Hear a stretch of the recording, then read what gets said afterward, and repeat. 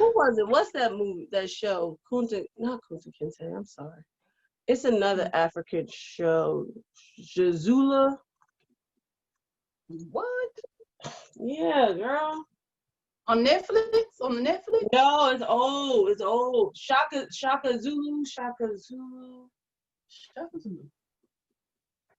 Yeah, I was right. Shaka Zulu. Well, kudos to you, friend. Kudos. Yeah, the old school African show was old school show about Africans and Shaka Zulu, who was like this great warrior in history. Okay. Like great, like took out Europeans and everything, like great. And look at me as I shut my eyes. Great, because they took out Europeans. I'm like, well, when the Europeans was trying to take them out, not like okay. way back in the day. War.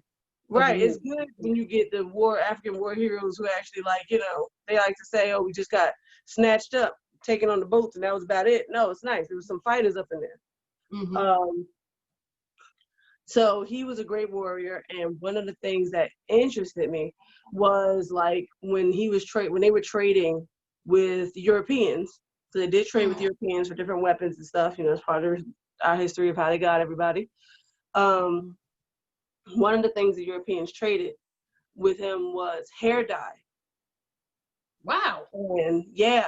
And he felt like, as the king, Shaka Zulu, the emperor king of his people, he felt like that was an awesome trade. He felt like it was like a life elixir. Wow. Like a youth elixir, because African people, black don't crack. The only way they knew for sure their age level at this point, like they knew how old they were or whatever. But the only way they knew that they were getting up there in age was their hair turning gray. Because their skin was always crisp and tight, like for years and years and years. So it was like, if it wasn't for the hair turning gray, they could kind of push that they were young forever. Yeah. So when they brought this dye, they felt like it was an elixir because it took away the only feature that showed age. Wow. So rather than just making the color, they kind of almost thought that this was like almost like a magic to make me live forever type deal. Yeah. Wow. And that's what I just thought of when you talked about gray hair. It's very fascinating. It is. It really is. Wow. Little history for you. Boom. Talk about black don't crack. Hello. Freedom one, yeah, we've just begun. Three words, still friends, one wish. Open your mind to a new perspective. Freedom one, we're just having fun. Love and life and everything it gives. No hate, only positive.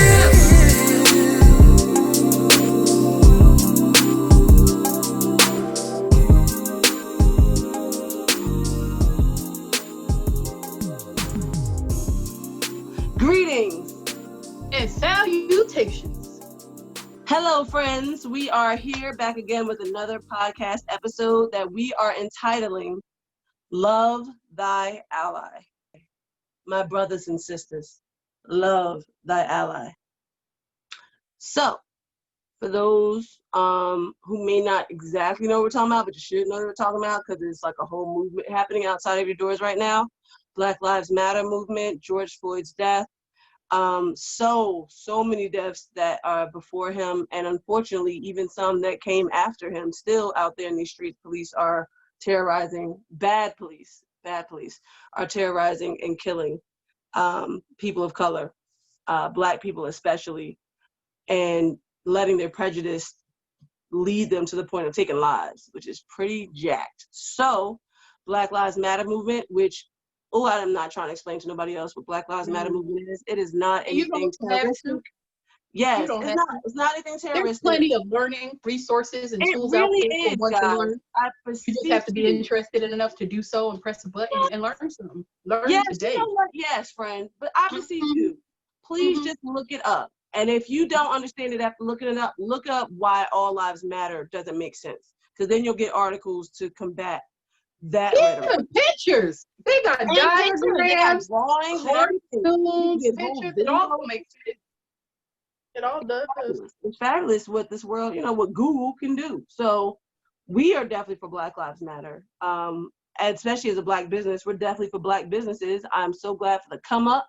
I'm so glad that people are actively supporting the Black businesses, Black brothers and sisters, and donating. And it's wonderful to see us show out like this, coming out, registering to vote.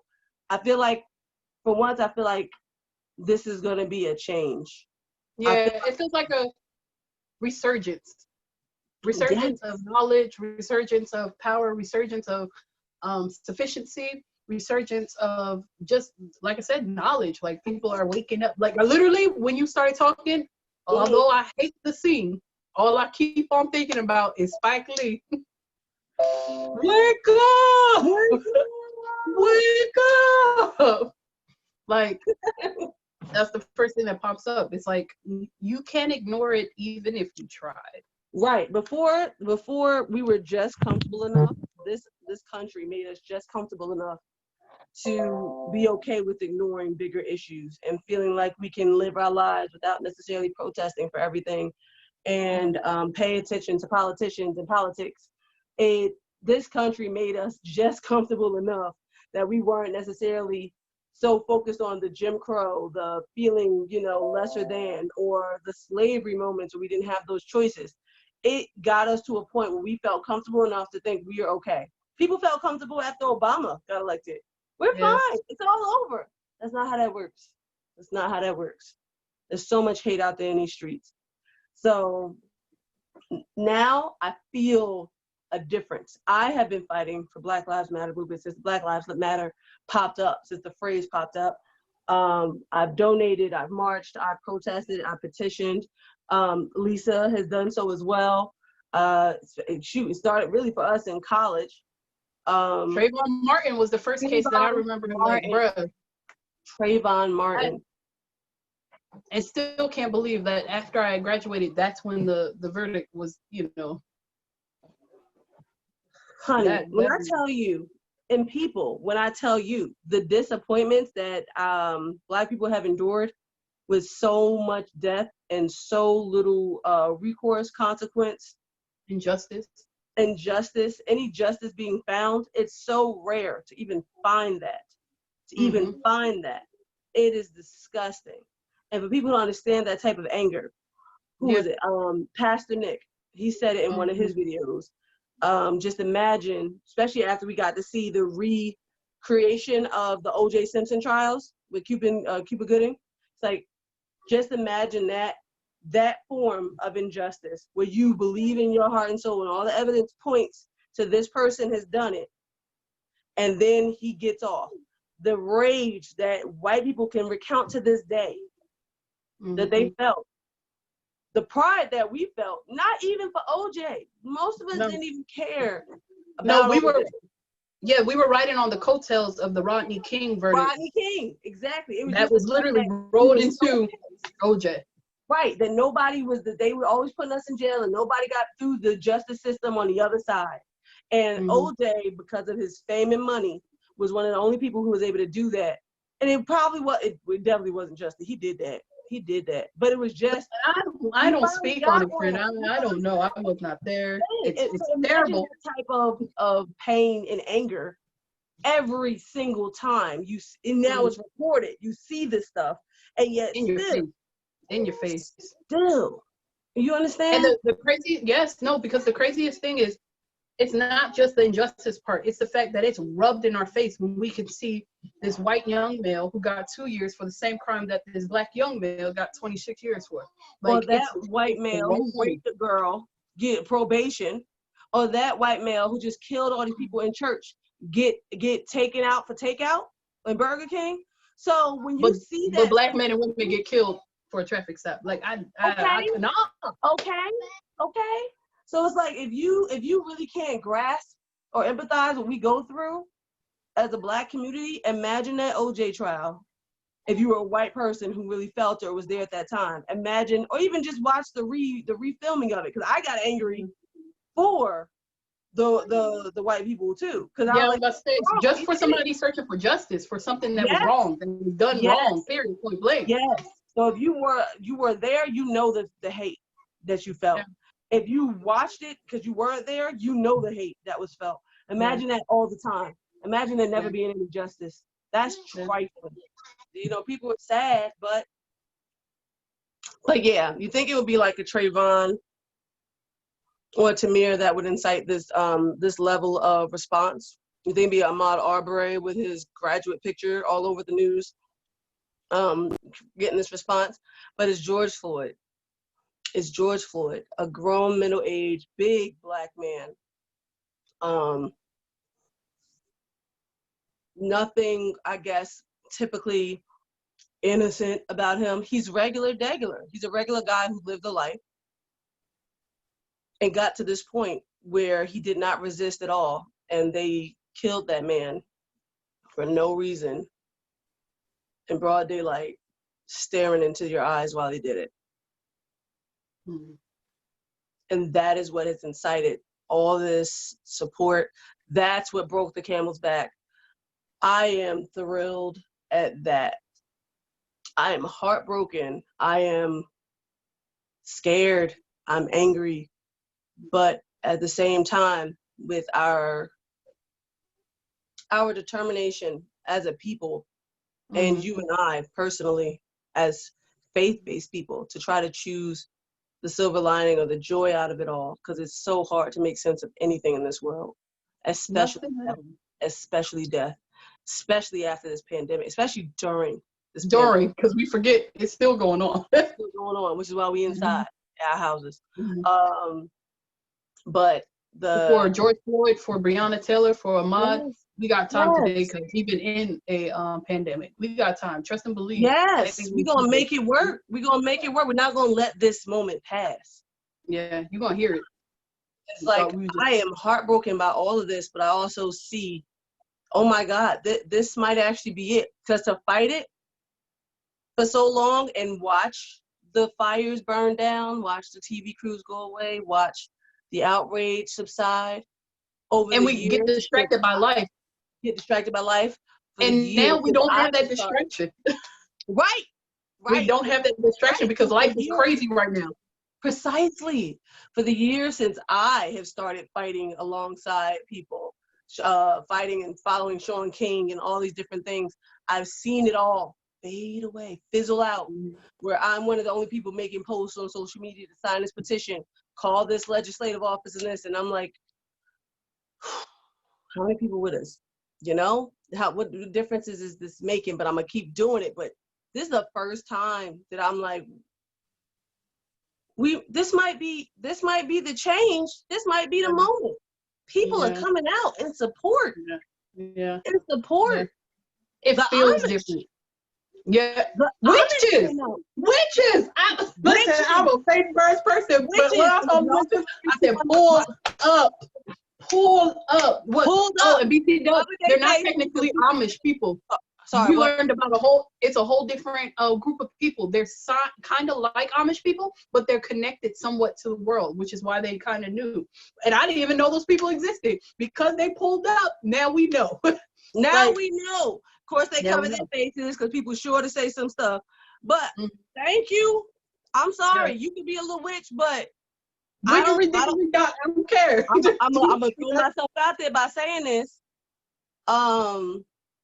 I love like the witches from the books I read. So if you go to 321merch.com, you will see there is some in the I'm a fan category, some witch stuff, because Hermione Granger is my girl forever, and my non-black geek for those who know Sarah J. Maas and all that Maas and all that kind of stuff. Okay, I'll throw that out there. But I'll throw this out there. Witches, let them do what they do. Let them believe what they believe. I don't believe the devil gonna come out for this fight. I mean, I throw myself out there. People ready to be like, witches and devils, they worship that. The devil is the one trying to kill us. They ain't gonna come out like Black Lives Matter. I don't think the devil. I don't think he do. I also think there's levels to it. Like I don't know if they all, subscribe to the same thing. Just like every religion, every form of belief. I'm pretty sure they, just do certain things or believe in this nature, whatever their beliefs is, whatever their beliefs are. They showed up and They showed up and showed out. And then here come the Asian community.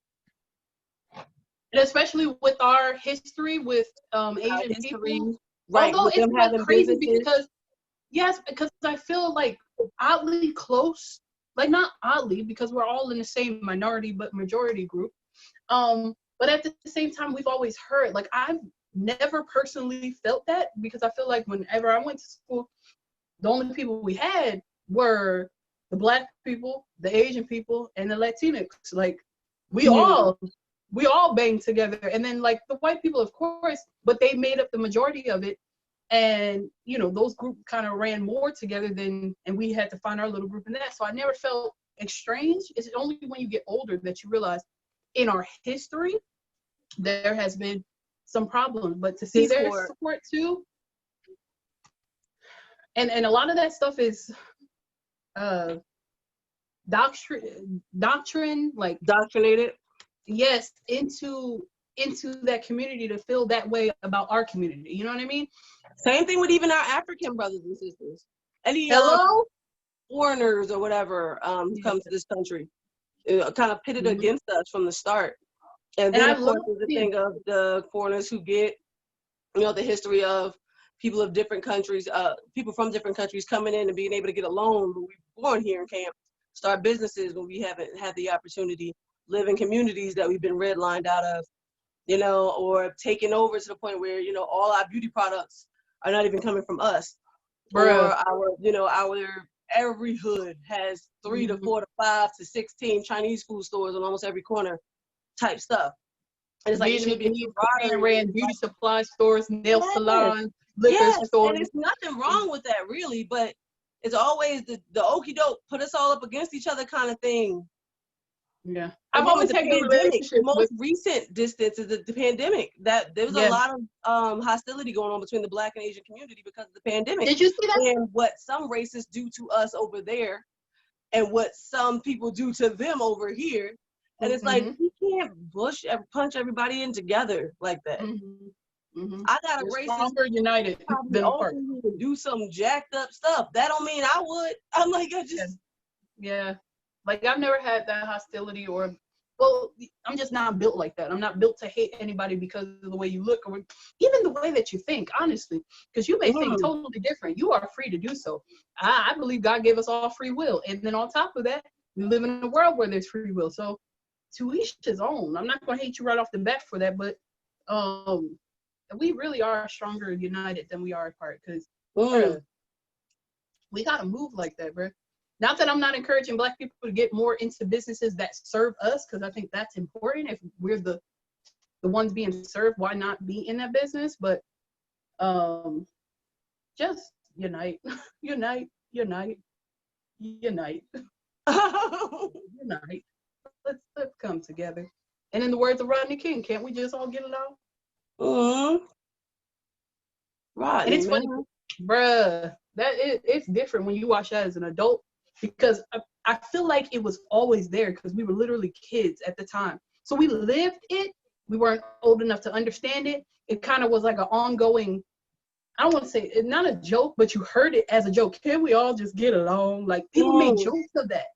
Like, because it was I don't know why, but it was in a lot of sitcoms, a lot of the stuff that we watch. But to actually watch it, right, and to know what really was going on and when I tell you their faces of the cops, how it was set up, how it was fixed to work out for those, I don't even want to call them police officers, honestly, because if you think on that too hard, you get mad all over again. You don't even want to.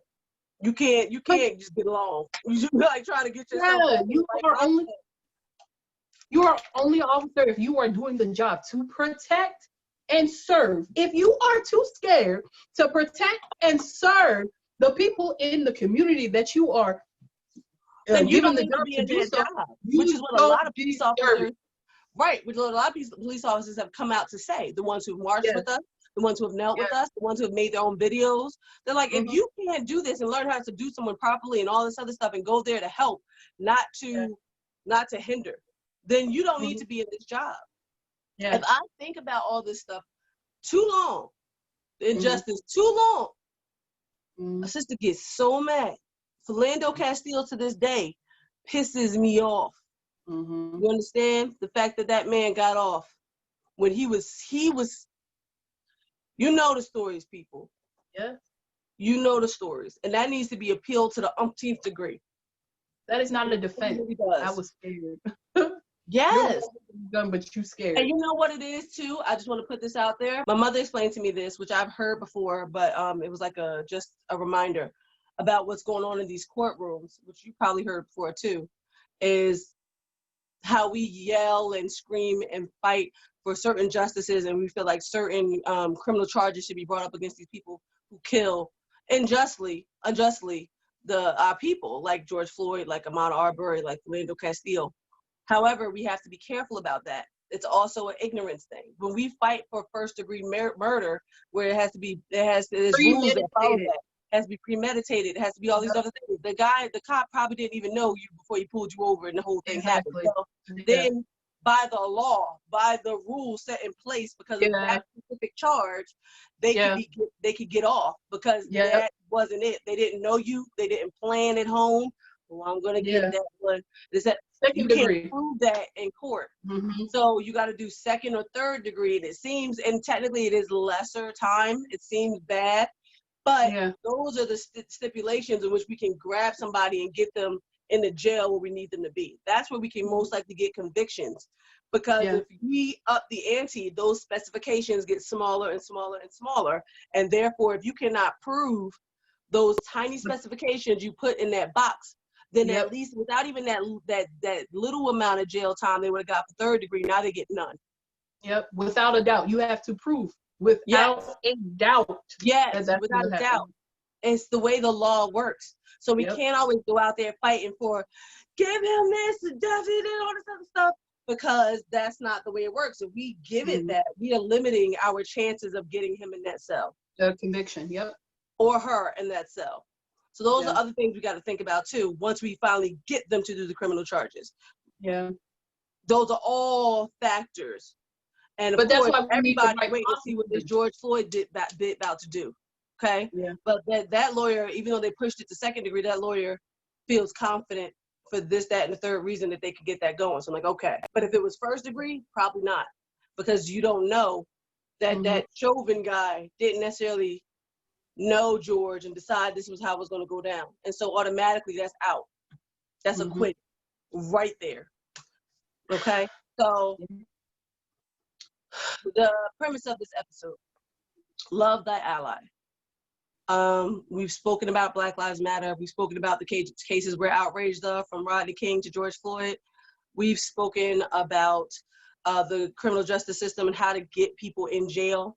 That I do believe our people need to know. We've spoken about the beautiful, uplifting nature of Black people for Black businesses and Black lives, and we are all supporting each other.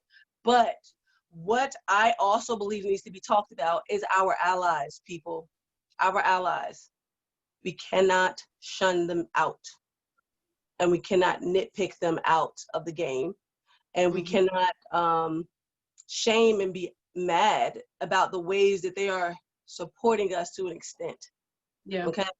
Now that does not mean that I am rooting for like the fools, the influencers who decide to do blackface to show solidarity. That is completely stupid, asinine, and don't even go into that. To do blackface, hoping they can push past it. I don't know why they're so obsessed with blackface. I don't throw powder on my face and go around. It's just so stupid. It's just so stupid. It's like they cling to it more than they even cling to the N-word. It's like, guys, it's never going to fly, ever. So yeah, I'm not saying those necessarily allies, or nitpicking on those things. That's just wrong. But allies, companies, white friends, white associates, guys, I'm seeing on social media, I'm seeing people push these people away, like Malcolm did in that Spike Lee movie in the beginning. I don't need you, white girl. Walk off. Friends, we've only gotten this far because of allies. We've only gotten this far because of allies. Because we were able to grab and get people outside of ourselves and our skin and our experience to understand, recognize, and empathize with our scenarios. That is how we got this far. Not by convincing the slave next door that, yo, we in a bad position. You right, bro. And let's be clear. It's not that they led it. It's not that they led it. It's their support of it. Thank you. Yeah. Say that last part again, Lisa. Not that they led it. To be clear, it's not because they led these motions, not because they led these movements, but because they got behind it. They asked simply, what can we do to support it? They got behind it. Yeah. There's a difference. Stop with the savior rhetoric. Now we don't want our white saviors. Look, y'all. Stop. We are our own saviors. We are our own voices. We do our own. Jesus is no chicken. But for real. I'm so sorry. But Jesus is right. Oh! Jesus Christ is the savior. Yes, you're right. But in the way that these folks out here in these yes, yes, I know we save ourselves. Just because we're able to bring some white people on the bandwagon who want to help support us doesn't mean they now take over our story and our situation. No, we still our own saviors here. Okay? Way back in slavery times, it wasn't necessarily yet the slaves fought every day, but it wasn't necessarily the slaves who were able to bring that kind of legislation to Abraham to get that going. Much of that we all know was all the complicated, well, most of us know, some of us know, all the complications with the Civil War and the negotiations about that. Because honestly, if those negotiations went a different way and the South would just agree to some of them, we might still be, you might only be 20 years away from slavery, not 100. Anyway, you don't want to get into all that. But the reason people started abolitionist movements and protests and people started getting behind abolishing slavery was because of things like Uncle Tom's Cap and because of things like 12 Years a Slave, because of things like the books and the information that was put out by our people to people who had no clue.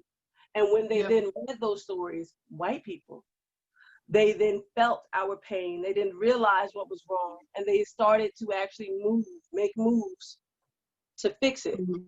Okay? The reason we got to the civil rights movement, Dr. Martin Luther King wasn't in those marches by himself. He had white allies. He had conversations with those allies too, who actually helped that happen. And guess what? They all weren't here.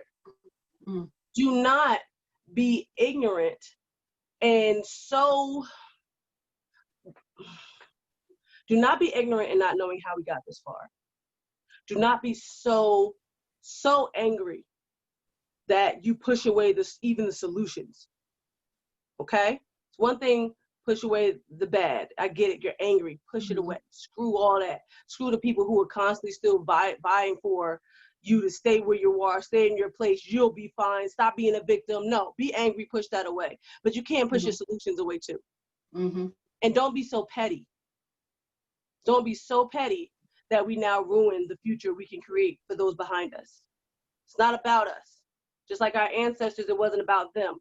What they did was for us, and what we do is for them. The next. We can't be so petty so as to where our white friends are calling and actually asking us, what should I do to help? That we get so frustrated and push them off. No, bring them in. Yes, use it as a time to educate. Use it as a time to educate. Use it as a time to help. I had a friend who called me and said, before I even say what I'm going through, please just, let's be real here. White friend, white German friend, please be real here. Can you tell me, do you go through this type of hate and prejudice and pushback every day of your life? And I had to explain to her that I actively avoid certain scenarios and areas because I know I will. I know that I can avoid this, that, and the third. Sometimes it catches me when I'm trying to go through the shortcut anyway, but I know I actively have to avoid certain places as a Black woman because I know where those areas are. And then there's one where you don't know, like the Amy Cooper chick that comes slap you in the face when you least expect it. So yes, friend, I do feel and they're settled. Sometimes they're settled. You'd be like, wait, why did you say that to me? Right. Because some people like, I know why. I know why. Some of our allies are now getting a lot of those death threats, a lot of those and all that kind of stuff when they show that they're on our side. They are not getting congratulations. You're doing a great job. We are literally like, oh, we expected to do a good job, whatever. And the people who are ready to scream and yell and try to pull them back to their side, or at least push them or intimidate them back into silence, those people who are being threatened, those people who are being intimidated back into silence, because we aren't reaching out to them and letting them know that what they're doing is good, or this is how you should do it, because we're not assisting them in their fight to fight for us. That's not, it's not productive. It's not. Well, I want to say assisting. I think it's good that people feel this that never felt it before. Like I'm going to class. I'll like it. I'll talk to you like, yo, for real, that's what's up, or whatever. But I think it's important that they feel it. And let's not forget, like, as far as the reason why allies are good is because to the people that we fight against, the people that don't see us. They don't see us. The people that we're fighting, the enemy, they don't see us. So how our outrage is going to bring how will our outrage bring awareness to people that don't see us, that choose not to see us? True. And the way they do that is that push away that YouTube, that defriends us and and blocks us, and third. Then all we're doing is yelling at other people who actually agree with us. Although I enjoy it sometimes. It's counterproductive. Yes, I love the camaraderie. I love to know how people are on our side, but we're not going to make change yelling at it with each other. We've done that already. We've been doing it. And I'm living. Yes, it's like telling I'm living for the moment. Oh, girl, we keep on. No, you go. I'm living for this time where we see that their nieces, that their nephews, that their little brothers and sisters, or whatever the case is, they're the ones speaking, and they're like going to the page like, hey, what's Marcy talking about? Marcy talking about Black Lives Matter. And that's one way you're able to see it, because if it wasn't for Marcy or your little nephew or whatever the case is, you probably wouldn't pay any attention. Would have blocked it all out and stayed with that same old school, negative, unproductive mindset that you're in of, Black people are whatever, not worth it. And our problems and issues are not valid. No! All the people going... Keeping the fight between us is the same as telling your slave buddy next door, bro, we in a jacked up situation. And your slave buddy like, you right. Let's get back to this sewing. You need the other. But I also think the reason why we have the allies that we do is because we protested. Because they're like, well, if they out here every time, let me look into it. And I think that's what brought about a lot of allies and people that are willing to do that extra step after they see and they recognize, wait, something is really going wrong. So they're doing the work. So as long as people are doing the work, they don't look like. Floyd's death was very impactful to a lot of them. That's why a lot of them came out, because to see somebody fully who complied in every way, and then to see the actual killer. Ava DuVernay said something on Oprah when I watched her Oprah thing, where she was like, this one impacted me differently, and I was wondering why. And it's like, not a lot of times do we get to see the actual police officer. Do we get to see his face? Do we get to see his eyes as he's killing? Usually we see their backs. Usually we see the camera, so it's on them. Those kind of things. One of the first times where the killer is killing and staring at us in the camera at the same time, glasses propped up, hands in the pocket, like, and what?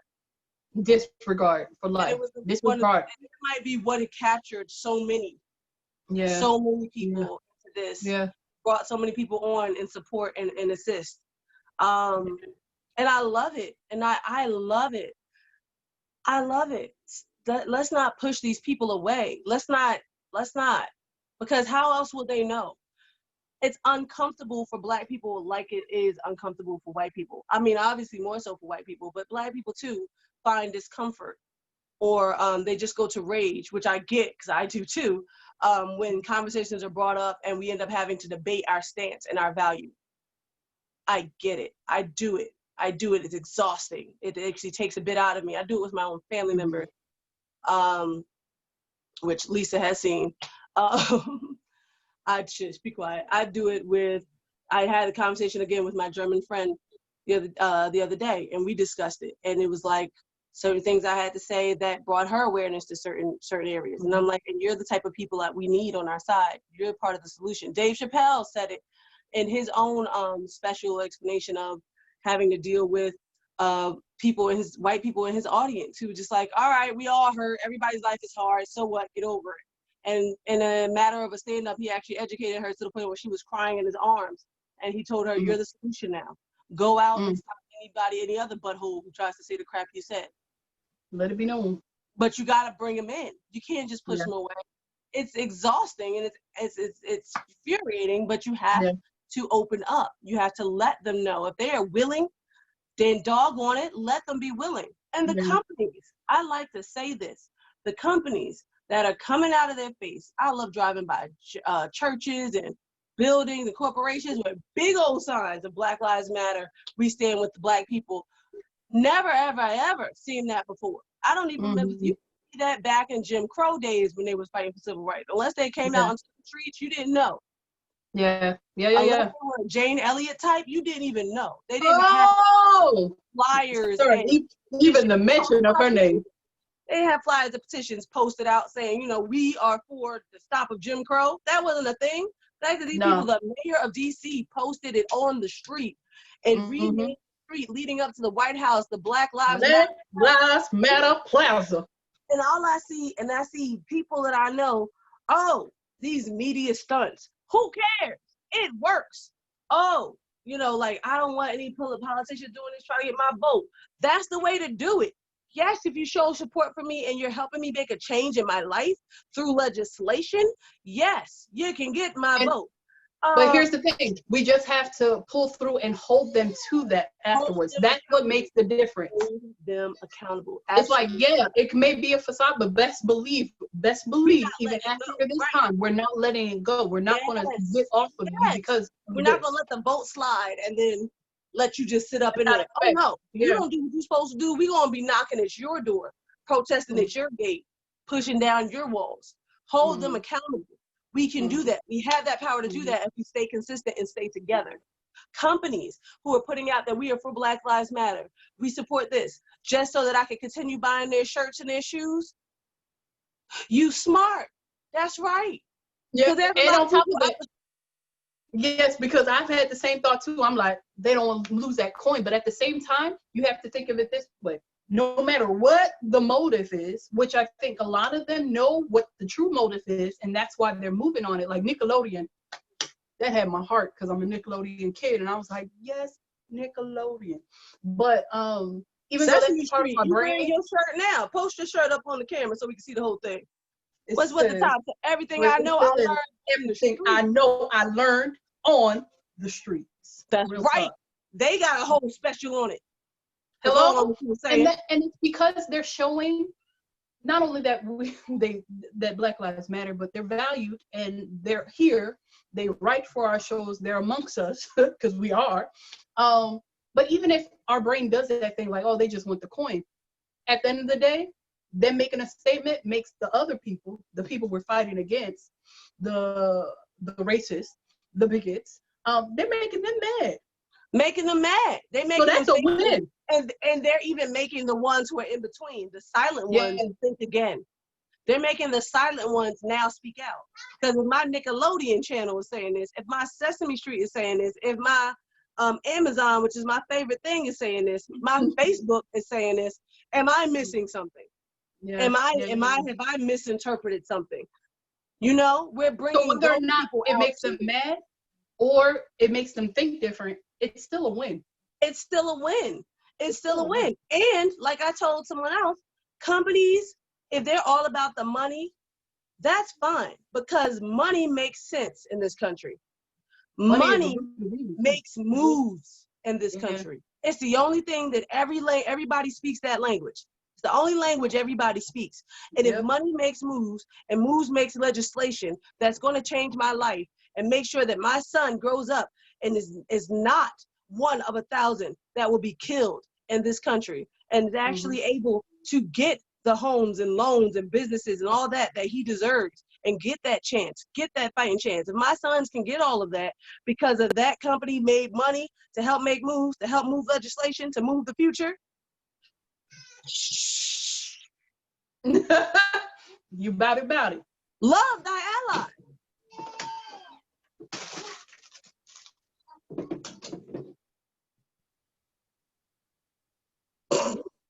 thought I locked my door. It's fine.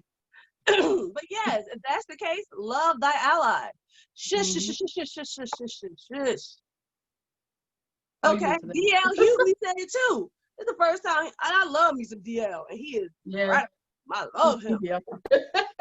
And he said it too. He's like, brought to tears about how many people are coming out in support of us in different countries. Yeah. From London. They had pictures of Syria. Syria got their own Bolshevik going on, and they took a moment to recognize our Bolshevik. Right. And I'm like, Korea, who going through all types of stuff. Okay, and stars and celebrities who, if no one fights or cares for the politicians and companies, they care for their celebrities, are following us, are helping us. Okay, even the people in Africa. Yeah, that seems obvious to some. Of course, the people in Africa are going to support you. That's not always the freaking case, because Europeans have so thoroughly separated us that there's a lot of African people who feel that we deserve what we get because we are just wild and uncultured and spoiled and don't necessarily understand our plight. And there's some Black people who absolutely will not give people of African descent, like straight from Africa, the chance that they deserve and the respect that they deserve. It goes both ways. It goes both ways. Yep. We insult each other, we discredit each other, and we don't support each other. So thank God for their kids and our Black people kids, because like we have friends who are across those boundaries. I've seen my African friends come out and call their family out for trying to look down on brothers and sisters. Okay, let's push past this Black Panther moment, people. This is the time. So when I see Africans standing up for us, I'm like, oh, snap. They're bringing all of us together unintentionally. Al Sharpton said it. If he knew that it was going to bring out this movement, he would have got that knee off his neck.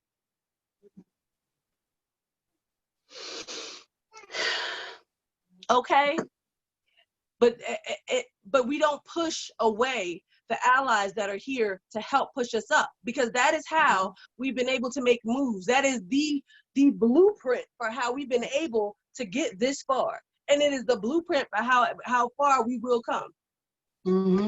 Kimberly said everybody's got to recognize it to know that there's a problem, because we can't just be the only ones crying out there's a problem, because we know it, we live it, we know it to be true. It's the other people that got to talk to each other about it.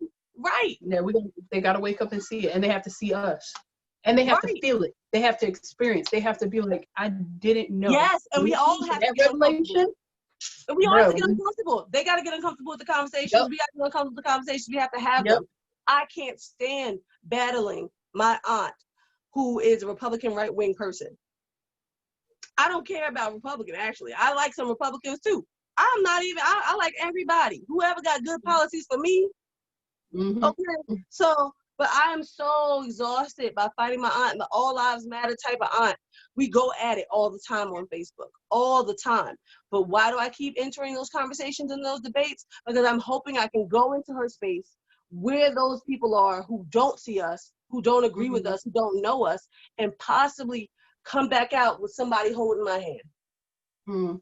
Possibly come out of there with an ally, or someone I penetrated their mind just a bit. Love thy ally. Just same way you're supposed to love thy neighbor, same way we all should be loving each other and helping each other through this world, on this earth, as it should be in heaven. We need to also love thy ally more specifically. Do not push them away. Do not discredit them. Help them. Feel like they're doing something wrong, educate them. This is the time to demand the justice, not only in the criminal justice system, but in our schools. Okay, I'm about to have a meeting at my school, at my job, about racial disparities and things going on up in there. I read about actual corporations. People have literally come to their corporations with demands. Hire more Black people and donate this much to Black communities. And they have come back and said, okay, we see you, we hear you, we're going to do that. I told you my job, that one time I was speaking to you and I'm like, bruh, I don't know what it is, but it seems to be a lot of us in here. And that's because people spoke up. That's because people in the on the HR team said, you know what? I understand this company is like family based. It's deep rooted in family, which is an awesome thing. Because it was a family company, the family looked the same way. All right, so let's pick it up from there. Okay, so even with my company, and before I landed there, and the reason why I use the word landed is because I wasn't looking for it, and it just happened, and that's why I know it was supposed to be, because I've been able to explore different things while at this job, and I think that's a blessing in itself. When you're able to hold down a job, provide, but also explore your passion and realize it. So I'll give it that. Like, I landed at this job, but I remember going on Glassdoor, looking at reviews of this job, and one of the reviews said, well, you know, they're very they play favorites, and it said that because it's a family company, so of course people who are there are, you know, relatives, and you know, they think they play favorites and all that stuff, and that stuck out to me, right? But I still went for it, still been there for a while. And I heard the chatter, I heard people talk about stuff, but what spoke to me is that when a concern was raised, or when someone spoke out and said, hey, I don't like the way that I'm seeing this, or I feel like people don't see me, I feel like I'm overlooked by other people who may not be deserving, or is just as deserving, and I'm still overlooked. When people brought that to them, they changed. And that's what kept me. And I see that. So I can cut through the gossip. I can cut through the anger of other people because of their experience. And trust me, I've had my fair share, as well as a lot of people have. But what speaks to me is your follow through. How you want to follow through on this. How you respond, how you act. How you see, and choosing, because it's a choice to see people that don't look like you, to see people that are not in the same stage as you, or not in the same category as you, not in the same playing field as you. To make that choice to see them, respond, and react accordingly, to make changes, whatnot, that is what speaks volumes. And I've seen my company do that. So when I saw the companies do that, like speak up, I'm like, but what's that follow-up game look like?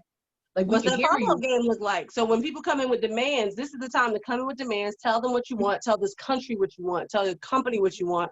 Tell them what you want, and it shall be done. It's literally an ask and you shall receive type of situation. Even if there's a compromise, the compromises that have been happening on these tables have been extraordinary. Read about it. Look it up. These companies are making the changes that their employees are demanding. They are making the changes that their employees are demanding. Huh? Sorry. You saw Serena's husband step down from his own company? Yes, and say that he needs a black man to replace him. Hello? Like, if that's not... He's still making his checks. Yes, and he's like, well, put me on the chopping block. I'll go out, let somebody else. Like, I see the problem. Let's be the solution. Even if that means I'm the one that steps down. Precisely. And I was either on Oprah or somewhere where I saw someone say, or heard someone say, that back in the day, Jim Crow time and all that, white people did not, even when they protested against or when they protested with Dr. King and all that, they didn't lose anything. They didn't have to give up anything in that. Not really, not more than hate or literally sitting next to someone of color. They didn't need to give up their wealth. They didn't need to give up their positions. They didn't need to do any of that. There was an uncomfortable feeling where they were there, they helped, and then dipped off, and nobody, we gained, they didn't lose. In a situation where it'll be true equity in this country, they will end up losing something, which is what a lot of people are going to fight against. What Cornel West told us to watch out and be ready for when he was talking to my boy, Anderson Cooper. So he's like, it's a change coming now, but be ready, because they're gonna come and fight because they see it too, that other side. Okay, because now we're messing with their power. Now we're messing with their positions. Now we're messing with their privilege.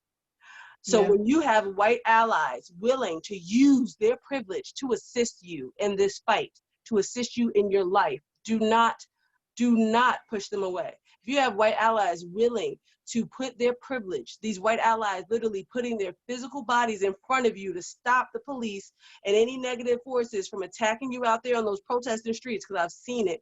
I've seen the photos. I've seen people do it in different protests. They will not touch the white people. So if you have a white person using their privilege to protect you, do not push them out of the way to take the full blunt yourself. It's not smart. No, I haven't seen that. Let them No, stay there. Let them help. Let them use their privilege as your shield while you get your words out. It's necessary. It's necessary. It's necessary. Forgive if you have to let it happen. But God and the Bible has always said the forgiveness is never for them, it's for you. And it is for your benefit.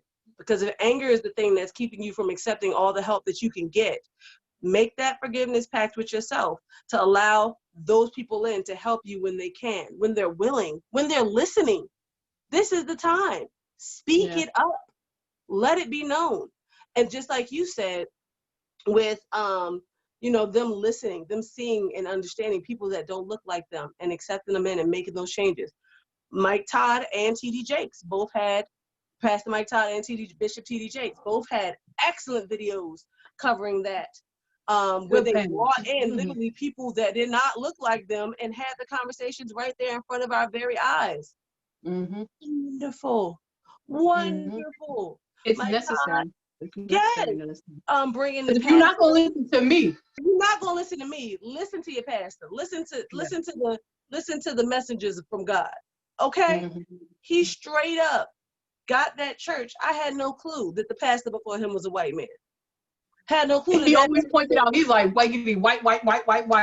We are nothing alike. Black. He white as white. Mike Todd straight brought that man on the stage. Let us see him in his full form. They are different from different worlds and different times. And that man is a good white man.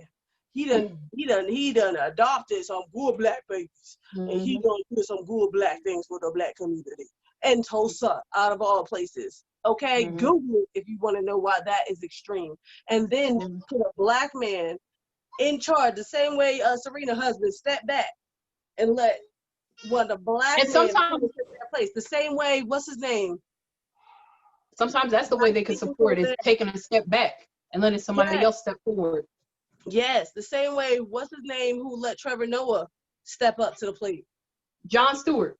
John Stewart. And he definitely got fired on. He was like, people was not happy whatsoever. And what? At all. But let it go. And Trevor is excellent. He's exactly what we need in this time. He's a voice that we need in this time. Come on, God. Yes. He is wonderful. Yes. He's able to articulate himself in his comedy. And at first I'm like, oh, he a cornball. But you know what? Good. He's a cornball. I love that cornball. I love him. I love him. I love him. I like Kevin on stage. He a cornball too. Love them all. Sorry. But the way Kevin's going to come for you, call him a cornball now. He admitted it too. Touche, it's gonna come up though. I'm like, I never thought you was I never thought you was corny. It's fine. I love it all. I'm being honest. I love it all. I love the corniness. I live with cornballs. Okay. So the way you're married to a cornball. Yeah. You're right. You're married to a cornball. Touche. I didn't watch it. Yes. But the way these white men step back and let these black voices, these intelligent, creative, wonderful black voices come into their spaces and give us the voices we need to hear, give us the change we need right now. It has been extraordinary to see and to experience. I am so glad that man gave Mike Todd the stage, because Mike Todd is a preacher, a pastor that I love to feel, love to understand. The way he breaks down the word and brings it into current times is something else. If you haven't watched that man, watch him. You haven't heard that man, hear him. Feel him, man. He brings it home. All these people feel like I'm like, they won't get it. They won't accept the word of the Lord in this way. I know I can throw Mike Todd at them and they'll actually catch it. He knew what he was doing. I'm talking about the big G.O.D. Yes. And let's be absolutely clear. It's not just a way of letting things happen. It's the fact that the first thing that happened when these men step back or, let somebody else step forward, the first thing that was done was the necessary work. They had to look internally and be like, what am I doing wrong? What can I be doing right? What needs to be done? That's the first part of the work that needs to be done. What can I do to support? Hello? And let's talk about it, because we've seen this photo circulate ever since we were young. And of course, we don't know the full background of it because we weren't taught to do so. Or tell them what the photo is, friend. The photo of the 1968 Olympic award ceremony where Tommie Smith, John Carlos, and Peter Norman stood there. And Tommie and John Carlos raised their fists in solidarity and support of the Black Panther movement, of just the Black struggle, point blank. And what people don't realize that happened was that Peter Norman, who was an Australian, all he did was ask one question. He was like, how can I support you guys? How can I, what can I do? And the only thing that man did, even though it was a sign of support, was wear a badge. And I think the badge had like a black fist on it, or Black Panther, something like that, right? And he also was the reason why they both wore a black glove, because one of the men like forgot their gloves. So he's like, hey, why don't you wear one glove and the other wear one glove? Now that's the reason why we got that picture. Like, bruh.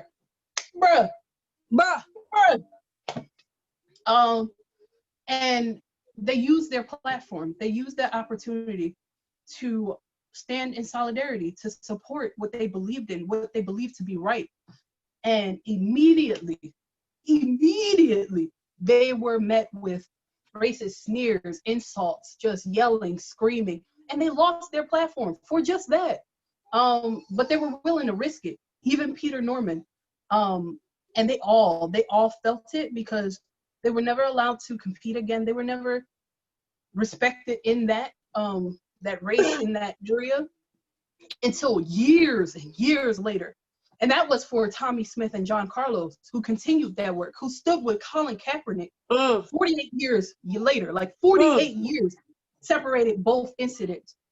And they were like, nah, we know this struggle. We got you, bro. We know this struggle. We know athletes for the fight. Yes, athletes and people who are activists.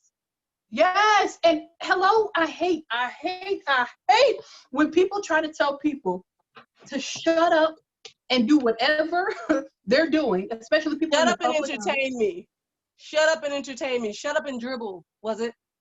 Yes, the woman that said to LeBron, right. And then when it came to what's his name? LeBron and girl, please.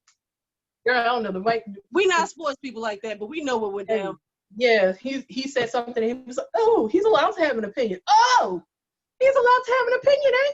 But you told LeBron to shut up and dribble. That's like telling me, shut up and work for the company that you work for. Don't worry about your actual life. Don't worry about outside of your job. Just worry about your job. What? I have a whole life outside of this place. So do they. And that's the reality they meet when they come off the field. Whether or not you know it or you experience it, that's what they, like, he came home, LeBron came home to the N-word, right? The N-word written on his property. Did they put that on the court?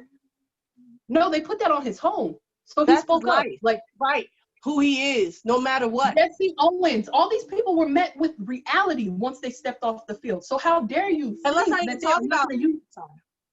It's okay, friend. I felt outraged too, because let's not even talk about the military people who fought for the country, died for the country. And they come back just to deal with the same Bolshevik for the very same people they fought for the very same people that they put their life on the line for. And that's been happening. It makes me think about glory.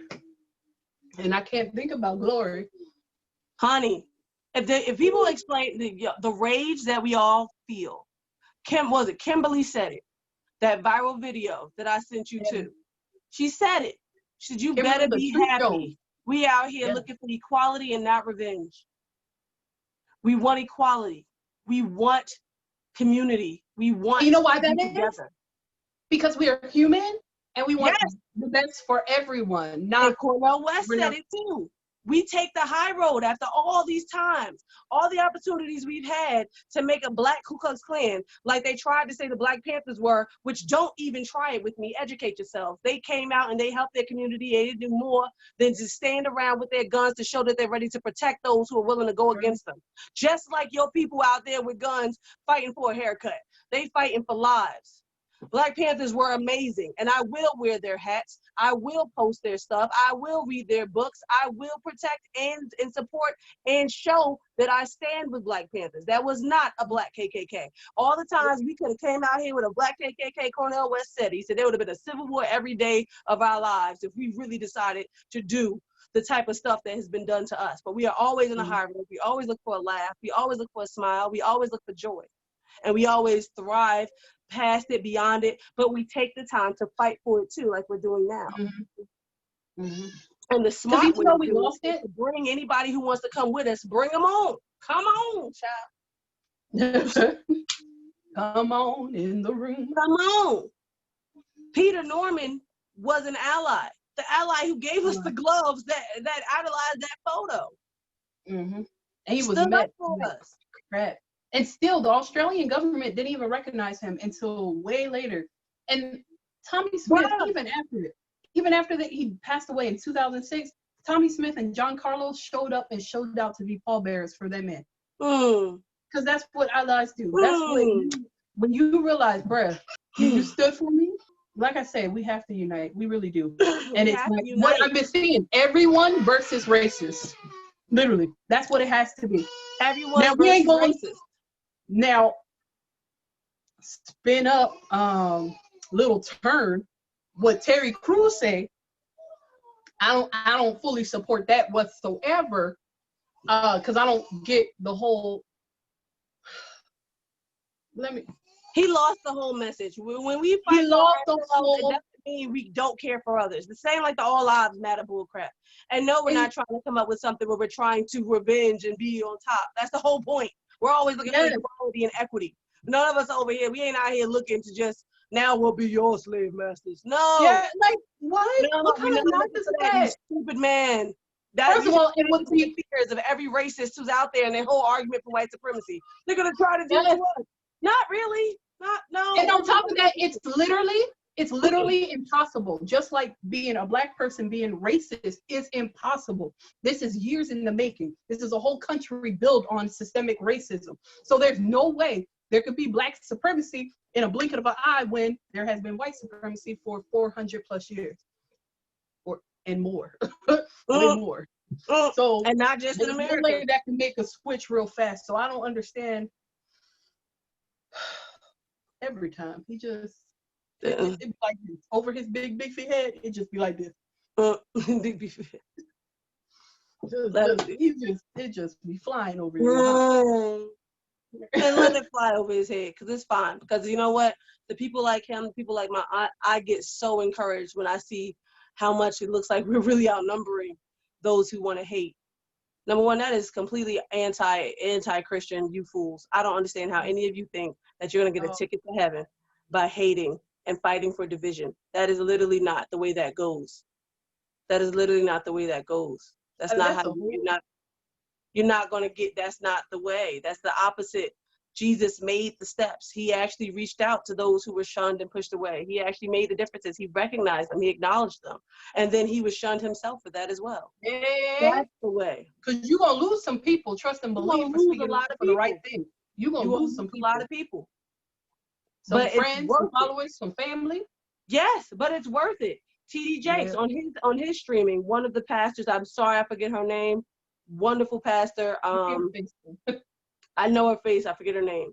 Straight said, like when she made her statements for Black Lives Matter movement and everything we're going through, she lost thousands in minutes and felt so proud and so free and said, I haven't felt this much like a Christian in so long, because that is really what that movement is. Once you follow the true way of Jesus, you're going to lose a lot of people. It's not, oh, everybody's on my side and love it. No, you're going to lose a lot of people, but you have to choose the joy and choose the unity anyway. And that was him. You said it too, Lise, with TD Jakes. He was on the panel, and the only Black man on this panel of very affluent white pastors and preachers and everything.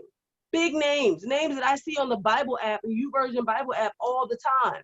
Yo, Ron Carpenter be coming to our church. Black Lives Matter. The YouVersion Bible app is for the people, and they keep dropping these verses of the day. Yeah.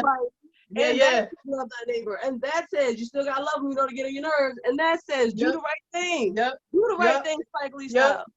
You know, somebody's behind there like, you're gonna get this one, you're gonna get this lesson today, you're gonna get this lesson today. And I didn't even know those pastors before the Bible app, but TD Jakes had them all on the panel, and they were all saying, I'm like, look, her name, to give her some credit, her name is Christine Kane.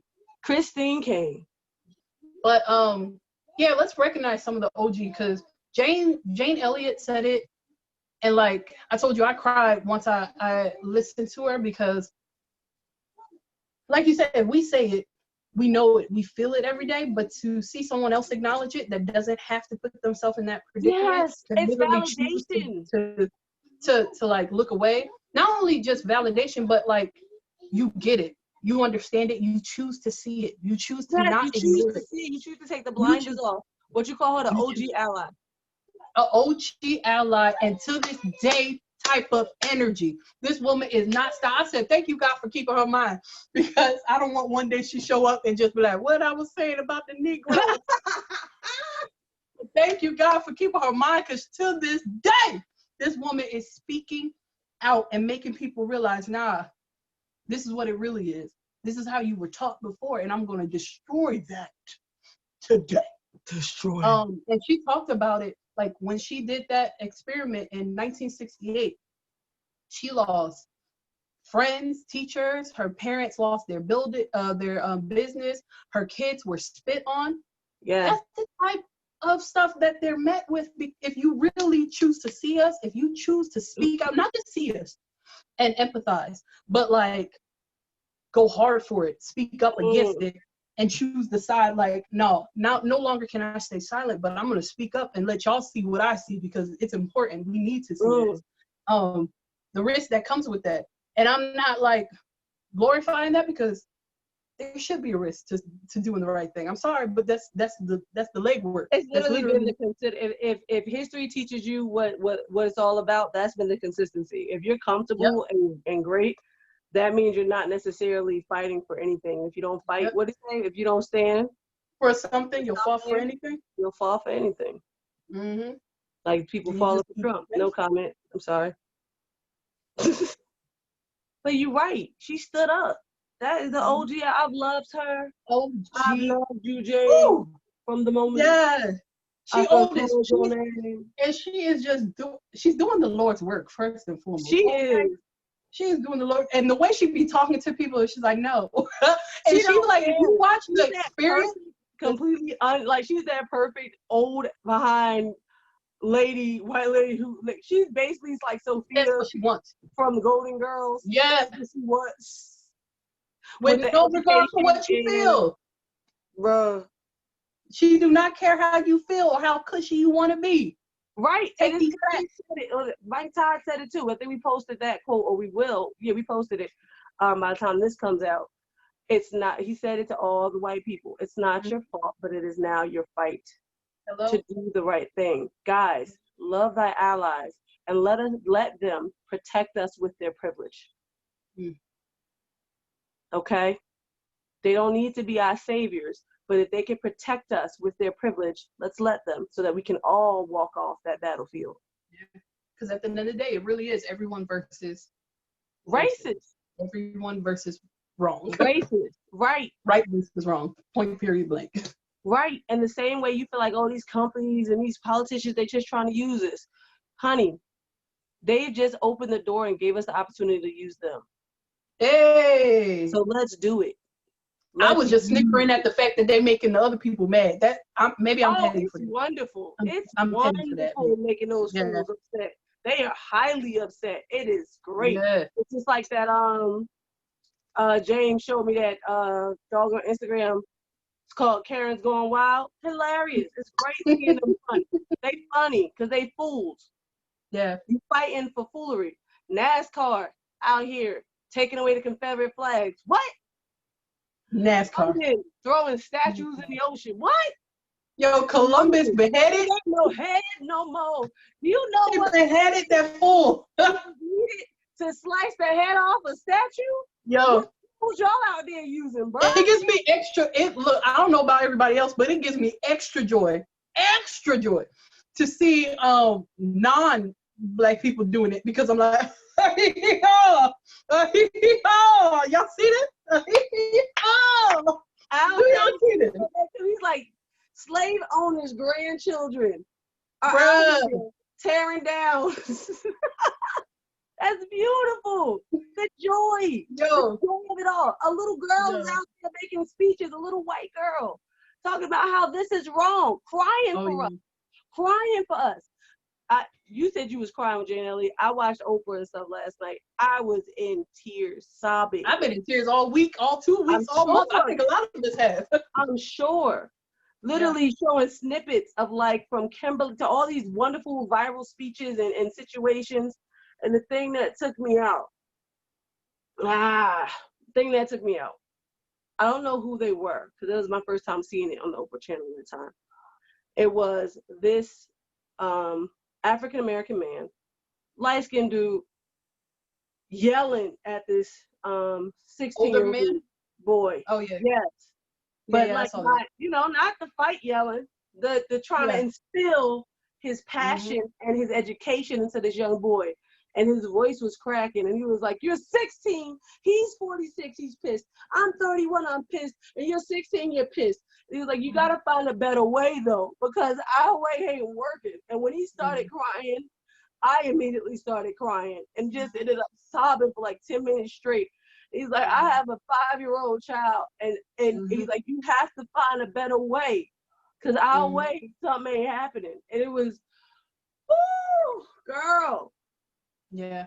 Girl, I sat here sobbing at this desk for a minute. Because it was so, like, the conversation that was happening was so big too. The older man is like, "I'm ready to die about this."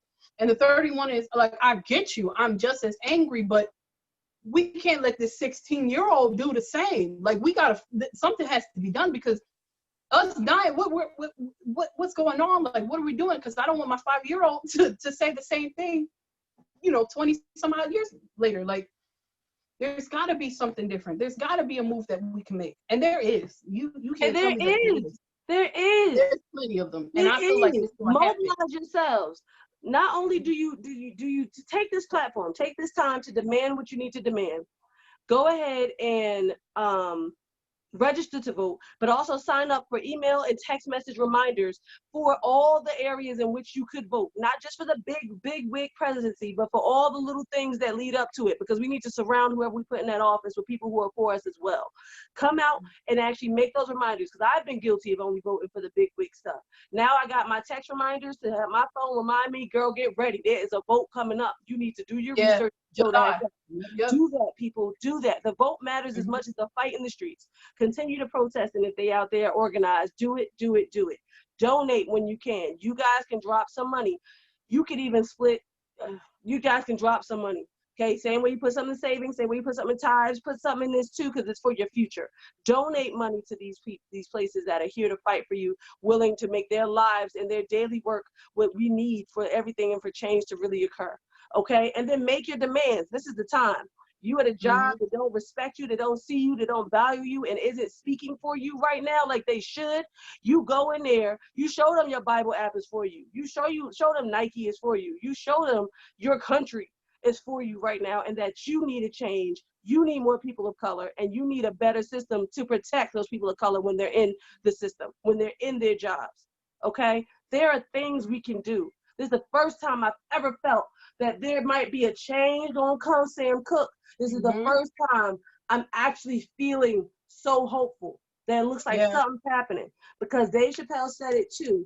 His friend from apartheid, South African friend, literally said the thing that changed with apartheid and changed apartheid was the fact that enough people started to care. And this is the first time I'm seeing so many people actually starting to care. So we need to take advantage of that, and we need to love thy allies so that we can make the moves that need to be made so our kids don't have to go through this shit. No, I refuse. My babies ain't going through it. And my niece, when I say babies, my nieces, my Your nephews. nieces, your nephews, I'll and be whatever dang. future babies you bear. Sure. Yeah. There's no way. Girl, there's been so many times I looked at them when they came in the door and just prayed over them because the thought, Nope. Nope. bruh, Nope. bruh. And all the signs, like, did you see what babynames.com did? That one took me out too. It was like when they put all the names up and they said every one of these people was somebody's baby. Like, somebody's bruh, baby. if you are not human, like, if the only thing I see, like, if you're human or not for humans, like that's literally the end of it. Either you're for every human or you're not. You said it, the human race. We may be different colors, we may have different cultures, but we're all a part of the human race. Fight for that. And that includes black trans. That includes anybody of any category. Yes. The black trans people who are being ignored, that includes all of them. All of us. Everybody. Gay black men, gay black women. Sorry, say that again, friend. It made me mad. Gay black men and gay black women, like everyone, like, and I hate how we like, people can divide and think one, literally, if you are doing that, you are the problem. If you can divide people any further than people, human beings, then you, sir or ma'am, are the problem. And then if you're trying to use the Bible to justify your judgment, God did not give us any of us that job. No one has the job of judgment. No one has the job of judgment. That is not our calling. That is not for us to do. God is the judge. They're not going to be up in heaven at the gate where he's like, I see you've judged at least 15 different groups. You're in. No, that's not how that works. It's not how that works. It was never your job to judge anyone. It's not going to get you into heaven. I mean, basically what we're saying is what I've been saying ever since we were little. Well, not we were little, but I think children have the best grasp of this ever. It's not until we get older do we get diluted of it. I really don't see the problem with loving everybody. No. I will never, ever see the problem. Like, I don't have to like you. I don't have to agree with you.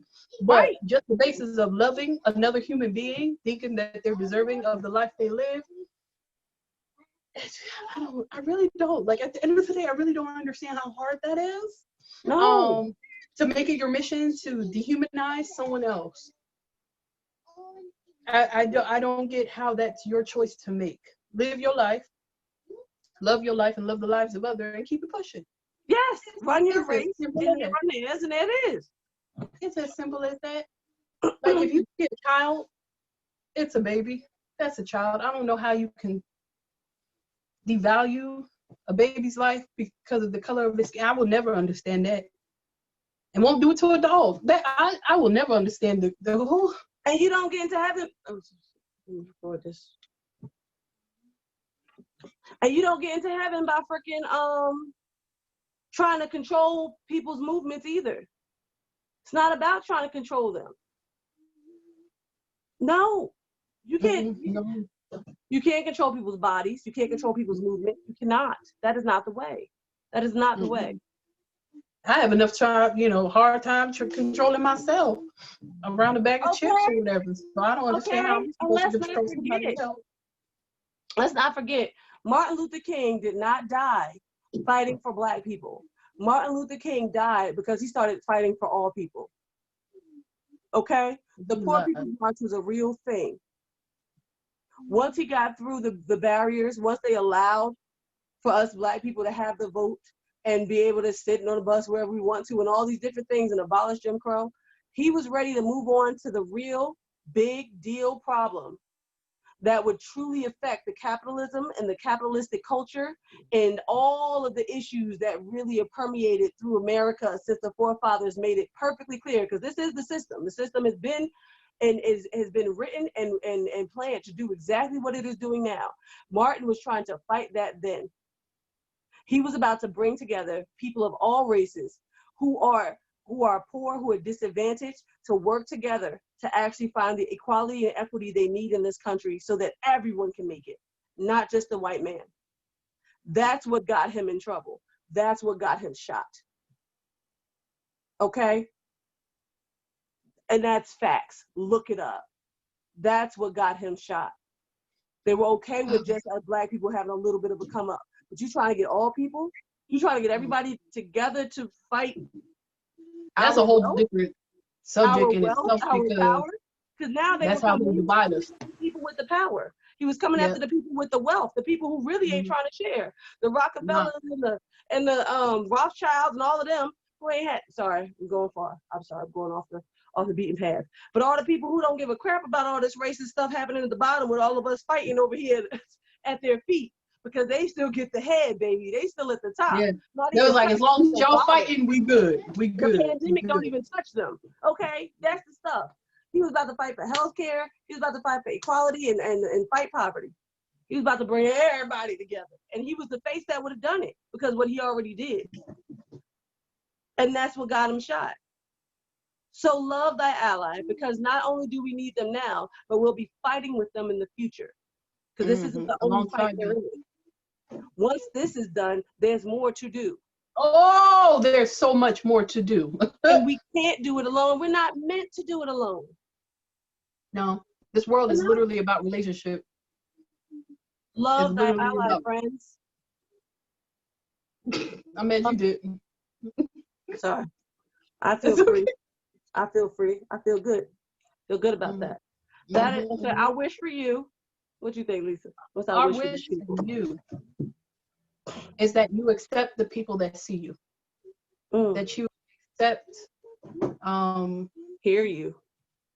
Yeah, when they hear you, they acknowledge your pain and they empathize and sympathize, and that you take the time out to educate them or tell them, direct them where to be educated, and check up, follow through, see that they're following through. Not that it is your job, but if you got time, make the time, make the time to do so. Right. Because, at this point in time, it's everybody versus them. My wish for you all is that you're able to push past your present hate and disappointment in this country and in the people around us, to push it out of you enough to fill yourself with the love and the hope for our future. Yes, presently it sucks. Presently I get angry. I get so angry. Sad and angry. However, I need to do something and focus on my future. So if I can push out that hate enough to allow love to come in, to ensure my future, because I don't want this to be the end. I don't want to die like this. I don't want to die with the world like this. And I don't want my children and my children's children to be stuck in this present state of hate and sadness and disappointment and anger. So I wish for you all and myself to have the patience and the fortitude enough to push out the hate and let in the love just enough to secure our futures, people. Because the future is what matters. And if it's not yours you're looking forward to, look at those kids in your life. And push it out enough to secure it for them. And my wish, in continuance of your wish, is that we learn to accept and see the hope for the future that we have in those that choose, that make the conscious decision to see us, to hear us, to sympathize and empathize with us on every level, and what they feel, and being able to aid them in even that. Now, I'm not saying that you are obligated to do so. I believe for every ally, this is part of their journey to feel this, to experience this, so it fuels their fight. Because once again, it's everyone versus them. And for us to engage in this type of fight, we got to feel it. We got to experience it. And we got to know what we need to change for us. Yes. And I think this is the time. I feel it. I feel something different. And I can't allow myself not to feel something different, because that is my hope for the future. It's that it changes, because it has to. Yeah. This ain't it. This ain't it, bro. This is this ain't it. Nah. This ain't it. I actually think both of our wishes definitely coincide with each other. Guys, focus on the fight for the future. Focus on the fight for the future. And in the hope in that, because there's hope in that. Let's not give up hope. Yes. I'm Don't. not. It's too easy to give up hope. What did Jesse say? What did Jesse say about hope? Wait. What, Jesse? What Jesse Jackson, who is still out here fighting the good fight. I would just like to say that about my good brother. I love how they always find the camera, find him, and he just be like watery eyed, just sit somewhere like, I'm here. I'm here. He been I'm fighting. still, And I'm that's still the crazy thing. These men and women have been fighting a very long time.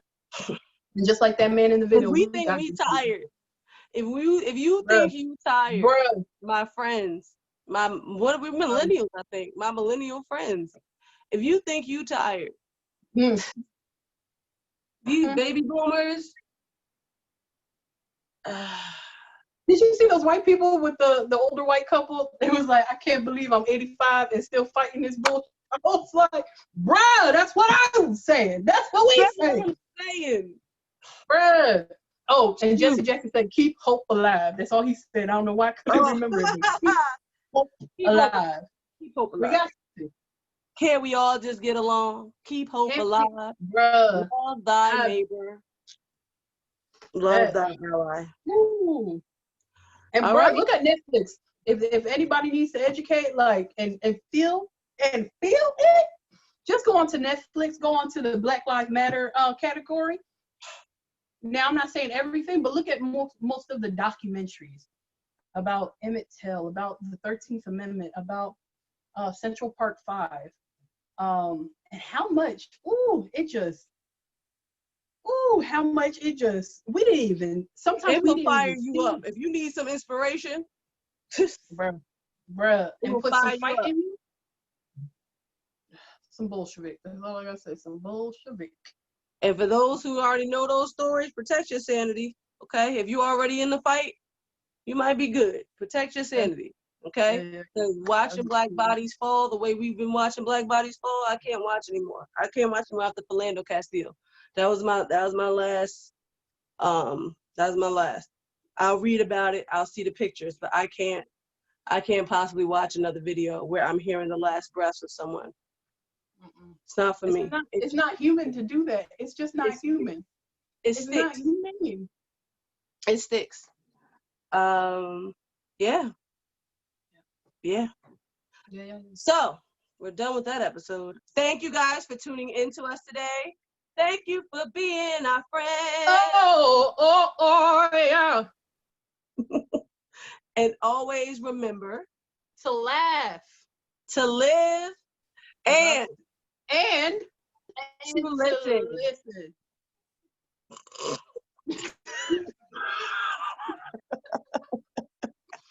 Damn Zoom. If I were you, I would subscribe. Click it now. Subscribe to me. And share it now. Share it to your friends. Share it now. Oh, I beseech you to subscribe and share it now.